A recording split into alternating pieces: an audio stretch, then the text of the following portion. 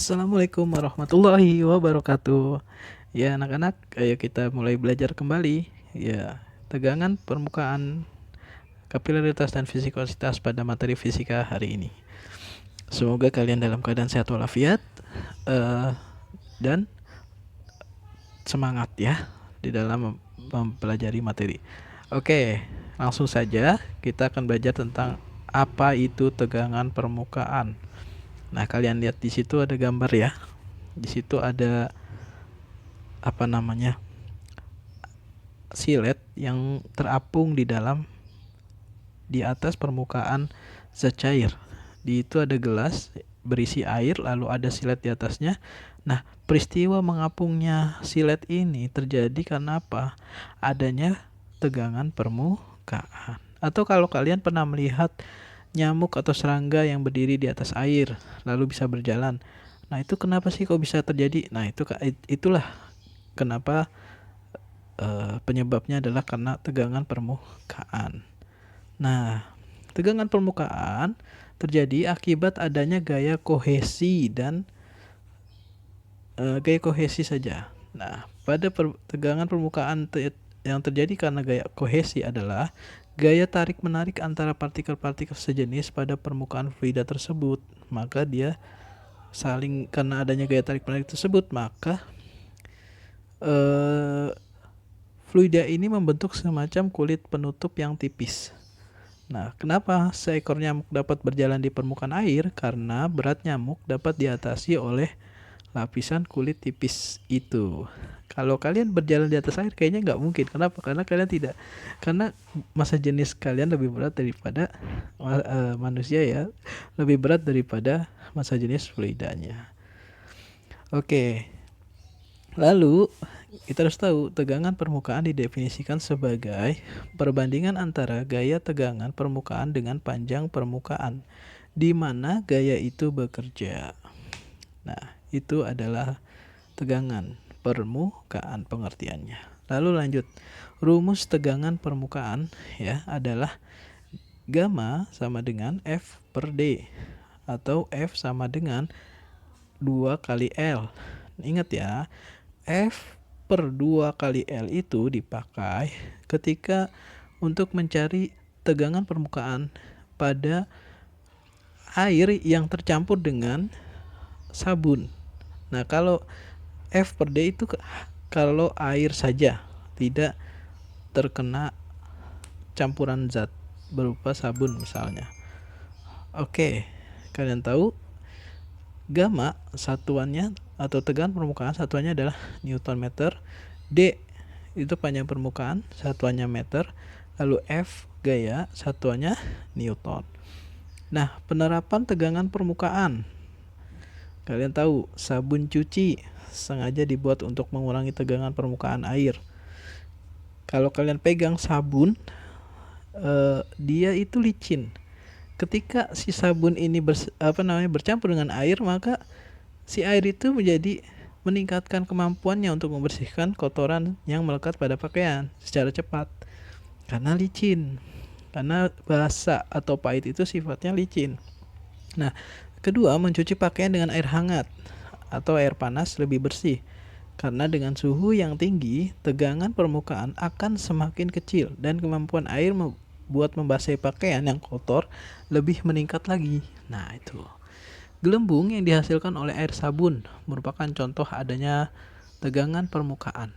Serangga yang bisa berjalan di permukaan air dan bebek dan angsa yang bisa mengapung di permukaan air. Itu adalah contoh daripada penerapan tegangan permukaan atau gejala tegangan permukaan. Oke, jika ada yang kurang jelas boleh ditanyakan. Lalu kita lanjut ke contoh soal.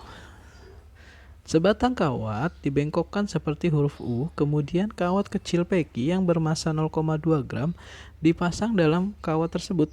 Setelah itu, kawat tersebut dicelupkan ke dalam cairan sabun dan diangkat vertikal. Jadi, ada lapisan tipis sabun diangkat kawat tersebut. Saat ditarik ke atas, kawat kecil mengalami gaya tarik ke atas oleh lapisan sabun. Agar terjadi keseimbangan, maka kawat kecil peki digantungkan benda dengan massa 0,1 gram. Jika panjang kawat peki 10 cm dan nilai gravitasi 9,8 meter per sekon kuadrat, maka berapakah tegangan sabun tersebut? Ya, kita langsung saja penyelesaiannya. Diketahui massa kawat 0,2 gram dijadikan kilogram. Lalu panjang kawat 10 cm dijadikan meter, yaitu 10 pangkat min 1 atau 0,1. Lalu massa benda 0,1 gram, jadi 1 kali 10 pangkat min 4 kilogram. Lalu gravitasi ya sama dengan 9,8 meter per sekon kuadrat. Yang ditanyakan adalah tegangan permukaan lapisan sabun. Maka jawabannya, yang pertama kita harus cari dulu berapa gayanya. Gaya pada massa kawat dengan gravitasinya dikalikan dulu. Setelah ketemu hasilnya, maka kita cari rumus yang kedua, yaitu gaya tegangan permukaan, itu adalah gaya dibagi D atau panjang kawat, tapi karena dia si air ini bercampur dengan sabun, maka rumusnya ada disamadengankan lagi, F sama dengan 2/L. Nah, itu. Maka ketemu hasilnya. Besar tegangan permukaan adalah 1,47 kali 10 pangkat min 2 Newton per meter. Oke, selanjutnya adalah gejala kapilaritas. Nah, kalian bisa lihat di situ. Gejala kapilaritas itu contohnya yang pertama ada pohon. Nah, dia bisa minum karena adanya akar yang di bawah. Lalu adanya sumbu lampu minyak tanah yang dicelupkan sumbu lampu. Lalu si sumbu lampu ini dia akan bisa menyalakan si apinya itu tetap awet. Nah, terus ada handuk yang berada di samping ember, lalu dia akan menetes terus dan si air yang ada di dalam embernya akan kering. Nah, itu namanya juga gejala kapilaritas. Nah, kita pelajari pengertiannya ya. Pengertian kapilaritas adalah peristiwa naik turunnya zat cair pada celah sempit atau pipa kapiler. Resultansi antara gaya kohesi tarik-menarik antar partikel sejenis dalam zat cair dan gaya adesi tarik-menarik antar partikel berbeda jenis antara zat cair dengan dinding pipa kapiler. Bila gaya kohesi lebih besar daripada gaya adesi, maka terjadi kapilaritas naik. Sebaliknya, bila gaya kohesi lebih kecil daripada gaya adesi, maka terjadi kapilaritas turun. Nah, istilah-istilah pada peristiwa kapilaritas yang harus kalian ketahui, akibat gaya kohesi dan gaya adesi, setiap fluida memiliki tegangan permukaan dengan meniskus berbeda atau gejala kapilaritas. Kohesi adalah gaya tarik-menarik antar partikel sejenis, contohnya antara partikel air. Adesi adalah gaya tarik-menarik antar dua partikel berbeda, contohnya antara fluida dengan dinding tabung. Nah, sudut kontak adalah sudut yang dibentuk oleh pertemuan antara permukaan fluida dengan dinding tabung. Oke, kita lanjut ke apa itu meniskus cembung dan meniskus cekung. Siapa yang tahu apa artinya meniskus? Meniskus adalah gejala kelengkungan zat cair atau fluida. Nah, itu adalah maksud dari meniskus. Meniskus cembung itu maksudnya adalah terjadi jika gaya kohesi lebih dari gaya adesi, maka sudut yang dibentuk ya kelengkungannya itu lebih dari 90 derajat antara dinding tabung dengan zat fluidanya. Itu di situ ada raksa. Nah, kalau dia lebih dari 90 derajat, maka disebut dengan meniskus cembung. Di situ ada rumus HBF sama dengan M per A kali rho F. Maksudnya apa? Keterangannya adalah HBF, tinggi hidrometer yang tercelup, sama dengan M itu adalah massa hidrometer dalam satuan kilogram, A itu adalah luas penampang hidrometer, satuannya meter persegi, dan rho F massa jenis fluida dalam satuan kilogram per meter kubik. Nah, ini adalah meniskus cembung. Lalu jika kohesi kurang dari adesi, ya, maka theta kurang dari 90 derajat dan terbentuklah meniskus cekung. Kalian bisa lihat di situ meniskus cekung. Ya, dilihat di situ ketika si air berada pada tabung, dia itu membentuk sudut di bawah 90 derajat, maka dia itu haknya turun. Nah, kalau haknya turun, berarti dia meniskus cekung. Lalu, pada peristiwa kapilaritas naik, ada gaya kohesi kurang dari gaya adesi. Pada permukaan air, terjadi meniskus cekung.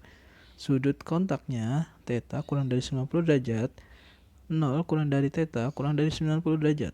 Nah, ini kapilaritas naik ya. Air pada pipa naik sejauh H. Besarnya kenaikan penurunan zat cair atau kenaikan zat cair adalah, kalau kalian lihat di sebelahnya, itu adalah peristiwa kapilaritas turun, gaya kohesi lebih dari gaya adesi. Pada permukaan raksa terjadi meniskus cembung, sudut kontaknya adalah theta lebih dari 90 derajat, 90 kurang dari theta kurang dari 180 derajat. Raksa pada pipa turun sejauh H. Nah, dilihat H sama dengan 2 dikali gamma cos theta dibagi rho massa jenis dikali gravitasi dikali R. R-nya adalah jari-jarinya. Nah, kalian bisa lihat keterangannya. H itu adalah ketinggian fluida pada pipa kapiler dalam satuan meter. Terus ada gamma, tegangan permukaan dalam newton per meter. Theta, sudut kontak. Rho, massa jenis fluida dalam satuan kilogram meter kubik per meter kubik. Ada G, percepatan gravitasi dalam satuan meter per sekon kuadrat. Dan R, jari-jari pipa kapiler. Apabila theta kurang dari 90 derajat, berarti pada pipa kapiler terjadi kenaikan tinggi fluida. Dan apabila theta lebih dari 90 derajat, berarti terjadi penurunan tinggi fluida atau nilai negatif. Gejala kapilaritas silem pada tumbuhan dalam menyerap air dan unsur hara. Kedua, gejala kapilaritas sumbu obor dan minyak tanah. Yang ketiga, tisu yang dibasahi salah satu ujungnya dapat menjadi basah seluruhnya. Yang keempat, basahnya dinding tembok rumah ketika keadaan hujan. Kapilaritas ya, peristiwa di mana ketika air itu bisa naik melalui celah sempit. Nah, itu. Lalu contoh soal. Pada suatu pipa kapiler mempunyai diameter 0,6 mm lalu dimasukkan secara tegak lurus ke dalam sebuah bejana yang berisi air raksa dengan massa jenis 13.600 kg per meter kubik. Sudut kontak raksa dengan dinding pipa yaitu 140 derajat. Apabila tegangan permukaan raksanya yakni 0,06 Newton per meter, maka berapa penurunan raksa dalam pipa kapiler tersebut? Bila gravitasi sama dengan 9,8 meter per sekon kuadrat. Oke, langsung saja di situ diketahui D-nya panjang ya. Di situ ada D panjang diameter pada pipa kapiler 0,6 mm sama dengan 6 kali 10 pangkat min 4 meter. R jari-jarinya 3 kali 10 pangkat min 4 meter. Ada gamanya atau tegangan permukaannya 0,06 Newton per meter. Ada massa jenis raksanya 13.600 kg per meter kubik dan G 9,8 meter per sekon kuadrat. Dan tetanya 140 derajat, berarti dia lebih dari 90. Maka dia dipastikan akan mengalami penurunan. Ditanyakan penurunan permukaan raksa di pipa kapiler. Nah, langsung saja dimasukkan rumusnya. H sama dengan 2 kali gamma kali cos theta dibagi massa jenis dikali gravitasi dikali jari-jari. Maka hasilnya adalah H-nya adalah min 0,0023 mm atau tanda negatif menyatakan arah atau penurunan raksa. Oke, lanjut. Viskositas. Viskositas itu apa sih, Pak? Nah, kalian lihat di situ ada madu. Madu itu kental. Beda kan antara madu dan air. Kalau madu itu kental, kalau air itu encer. Nah, ketika kalian mengaduk sendok di dalam madu, maka kalian butuh tenaga yang sangat besar. Beda dengan kalian mengaduk air dengan sendok.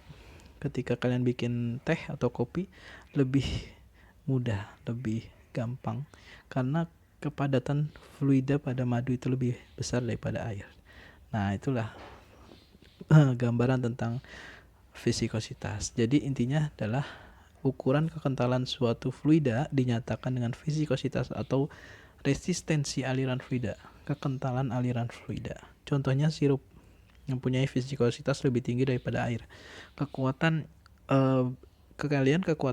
lebih besar ketika kalian mengaduk atau memindahkan sendok sirup ke dalam air daripada memindahkan air ke dalam, misalnya ke dalam 1 sendok air. Kalian ingin minum dengan 1 sendok air lebih mudah daripada kalian ingin meminum 1 sendok madu. Mungkin terasa awalnya kalau kalian aduk madunya akan terasa lebih berat. Nah, itu namanya adalah viskositas. Apa rumus viskositas? Ya, rumusnya adalah F kecil sama dengan K kali, ini disebut dengan koefisien viskositas, dikali kecepatan gerak benda. F gaya gesek fluida dalam satuan Newton. K koefisiennya tergantung pada geometrik benda, bisa juga menggunakan pi, atau yang kedua yaitu selanjutnya koefisien viskositas dalam satuan Pascal. Skon, V kecepatan gerak benda, meter per sekon. Persamaan gaya gesekan fluida untuk benda berbentuk bola dapat dirumuskan F fluida sama dengan 6 pi R dikali koefisien viskositas dikali kecepatan. Nah, itu perhatikan gambarnya. Ketika ada gaya ke atas, ya, si bola itu dia misalkan kayak di samping tuh oli, lalu dicelupkan bola. Apakah sama dengan ketika kalian menyelupkan bola di dalam air? Pasti berbeda, tergantung dari berapa massa jenis si oli tersebut, kekentalannya. Karena adanya kekentalan itu, resistensi itu, maka si bola itu ada yang cepat turunnya, ada yang lambat. Nah, itulah rumusnya adalah mg min fa min ff. Ya, F itu maksudnya gaya viskositas yang terjadi M kali G dikurangi FA, massa kali gravitasi dikurangi gaya pada benda yang tercelup. Oke, kita lihat di situ. Pada benda bergerak dengan kecepatan terminal, pada benda tersebut bekerja 3 buah gaya, yaitu gaya berat, gaya ke atas yang dikerjakan fluida, dan gaya gesekan fluida. Nah, kecepatan terminal sama dengan 2/9 dikali R kuadrat dikali G dibagi viskositas fluida, di mana di dalam kurungnya ada massa jenis benda dikurangi massa jenis fluida. Dilihat satuan-satuannya. Kecepatan terminal adalah meter per sekon, viskositas fluida adalah Newton sekon per M kuadrat, rho benda ada kilogram per meter kubik, rho fluida ada kilogram per meter kubik. G itu percepatan gravitasi, ada satuannya meter per sekon kuadrat, dan R jari-jari bola ada satuannya adalah meter. Lalu contoh soal. Sebuah kelereng dengan jari-jari 0,5 cm jatuh ke dalam bak berisi oli yang memiliki koefisien viskositas 110 kali 10 pangkat min 3 Newton sekon per meter persegi. Tentukan besar gaya gesek yang dialami kelereng jika bergerak dengan kelajuan 5 meter per sekon. Oke, kalian lihat di situ penyelesaiannya. Yang pertama ada jari-jarinya, yang sentimeter dirubah jadi meter ya, jangan lupa. Lalu ada situ kita lihat di situ viskositas fluidanya ya, 110 kali 10 pangkat min 3 Newton sekon per meter kuadrat. Lalu ada V kecepatannya 5 meter per sekon harusnya. Ditanyakan berapa gaya pada fluida. Rumusnya adalah karena di situ kelereng yang jatuh, maka 6pi dikali R dikali viskositas fluida dikali V. Hasilnya adalah 51,8 kali 10 pangkat min 3 Newton. Mudah ya. Semoga semua paham, dan kalau sudah paham, kerjakan tugasnya. Oke. Di situ ada 2. Yang pertama tentang gaya gesek. Ya, berarti ini tentang tegangan permukaan ya. Itu kan besar gaya gesek yang dialami kalian jika bergerak ke kelajuan 6. Viskositas yang pertama. Yang kedua, ya silakan dikerjakan tugas soalnya. Dan kalau sudah selesai boleh japri ke WA saya jawabannya. Oke, itu saja yang bisa saya sampaikan pada hari ini. Semoga bermanfaat untuk kita semua. Jika ada sesuatu yang materi yang masih belum kurang kalian pahami, silakan bisa japri ke WA saya untuk ditanyakan atau bisa ditanyakan di kolom komentar. Terima kasih. Jangan lupa di subscribe channel saya dan komen. Wassalamualaikum warahmatullahi wabarakatuh.